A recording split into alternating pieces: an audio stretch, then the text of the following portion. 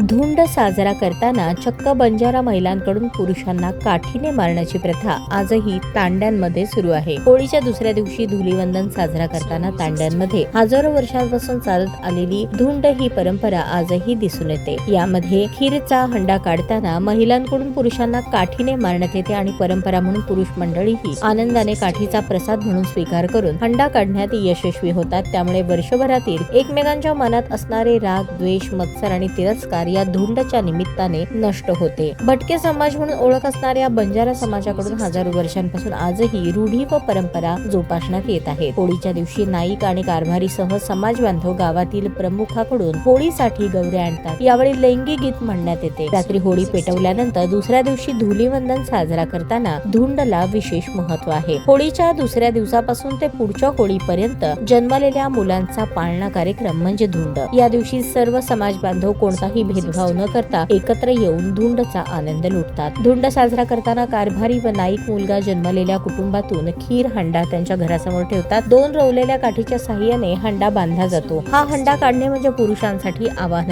असते। सर्व महिला या हंड्याचे रक्षण करण्यासाठी पुरुषांना काठीने मार देतात। त्यावेळी नवरा, मुलगा, नातेवाईक अशा प्रकारे भेदभाव न करता हंडा काढणाऱ्या प्रत्येक पुरुषाला महिला काठीने मारतात। यावेळी पुरुष मंडळी ही मनात कोणताही राग, द्वेष, तिरस्कार न बाळगता काठीचा मार म्हणजे प्रसाद घेऊन हंडा उखडण्यासाठी आटापेटा करतात। एक ठिकाणी असलेला हंडा काढण्यासाठी 2 ते 3 तास वेळ लागतो। महिला, कारभारी, नाईक लैंगिक गीत म्हणत हंड्याचे संरक्षण करतात व इतर पुरुष मंडळी हंड्यावर आक्रमण करून हंडा काढण्यात यशस्वी होतात। ताज्या बातम्या पाहण्यासाठी प्राईम महाराष्ट्र न्यूज चॅनलला सबस्क्राईब करा।